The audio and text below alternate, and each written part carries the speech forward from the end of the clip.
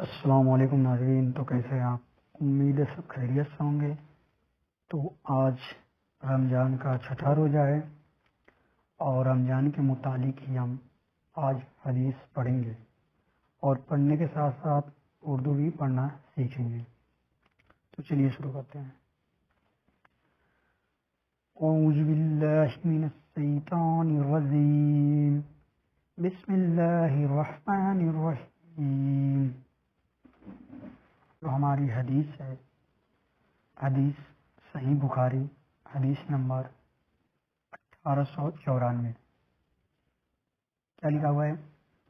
رسول اللہ صلی اللہ علیہ وسلم نے فرمایا، روزہ دوزخ سے بچنے کے لیے ایک ڈھال ہے۔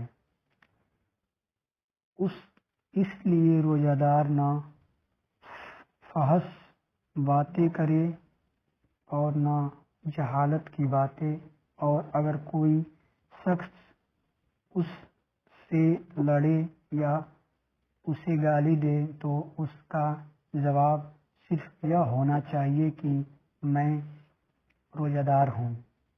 یہ الفاظ 2 مرتبہ کہہ دے۔ اس ذات کی قسم جس کے ہاتھ میں میری جان ہے، روزہ دار کے منہ کی بو اللہ کے نزدیک کستوری کی خوشبو سے بھی زیادہ پسندیدہ اور پاکیزہ ہے۔ اللہ تعالیٰ فرماتا ہے، بندہ اپنا کھانا پینا اور اپنی شہوت میرے لیے چھوڑتا ہے، روزہ میرے لیے ہے اور میں ہی اس کا بدلہ دوں گا، اور دوسری نیکیوں کا ثواب بھی اصل نیکی کے 10 گنا ہوتا ہے۔ تو آج ہم نے جو پڑھا ہے اس میں ہم نے پڑھا ہے رمضان کی روزے کے متعلق حدیث۔ یہ جو حدیث تھی، یہ حدیث صحیح بخاری 1894 تھی، جس میں رسول اللہ صلی اللہ علیہ وسلم فرماتے ہیں کہ روزہ دوزخ کی ڈھال ہے، ٹھیک ہے۔ اور یدی روزہ دار کو کوئی برا کہے یا گالی دے تو اسے بس اتنا کہہ دینا چاہیے کہ وہ روزہ سے ہے یا وہ روزہ دار ہوں، ٹھیک ہے۔ تو امید ہے آپ کو سمجھ میں آیا ہوگا، اور اس میں ہم کچھ چیزوں کو اور دیکھتے ہیں۔ جیسے ہم اردو سیاست پڑھ رہے ہیں تو اس کو بھی ہم سیکھتے ہیں یہیں پہ۔ جیسے دیکھیے یہاں پہ لکھا ہے پاکیزہ۔ یہ پاکیزہ ایسے لکھا جاتا ہے۔ اس میں یدی حروف کو ہم الگ الگ کریں تو کیا ہوگا؟ یدی نیچے 3 بندو رہتی ہے تو اس کو کیا پڑھتے ہیں؟ پا۔ الف لگ جاتا ہے تو کیا؟ پا ہو جاتا ہے۔ اور اوپر جو آپ اس کو دیکھ رہے ہیں وہ کیا ہے؟ کاف ہے۔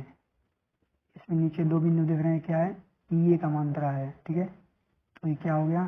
پاکی۔ اور اس میں کیا ہے؟ جی ہے اور یہ ہے والا ہے، تو کیا ہو جاتا ہے؟ پاکیزہ۔ اسی طرح اور بھی دیکھیے، یہاں دیکھیے، اس کو دیکھیے، یہ کیا لکھا ہوا ہے؟ گالی۔ یہ کیا ہے ہمارا؟ اس کو کیا پڑھتے ہیں؟ گاف پڑھتے ہیں، تو گاف سے گا۔ اور اس کو کیا پڑھتے ہیں؟ لام، اور اس میں کیا ہے؟ ای کی مانترا ہے، تو کیا ہو جائے گا؟ گالی۔ یہاں دیکھیے، اس کو کیا پڑھتے ہیں؟ جواب۔ کیا پڑھیں گے اس کو؟ جیم، نیچے ایک نقطہ ہے تو جیم، اور یہ کیسے ہوتا ہے؟ ایسے ہوتا ہے، بیچ میں نقطہ ہوتا ہے، اسی کو ایسے لکھتے ہیں، تو کیا ہو جائے گا؟ زیم۔ اس میں واو تو جو، اور الف لگ گیا تو کیا ہو جائے گا؟ جواب۔ اب بے لگ گیا تو کیا ہو جائے گا؟ جواب۔ امید ہے آپ کو سمجھ میں آئے ہوگا۔ ملتے ہیں نیکسٹ ویڈیو میں، تب تک کے لیے خدا حافظ۔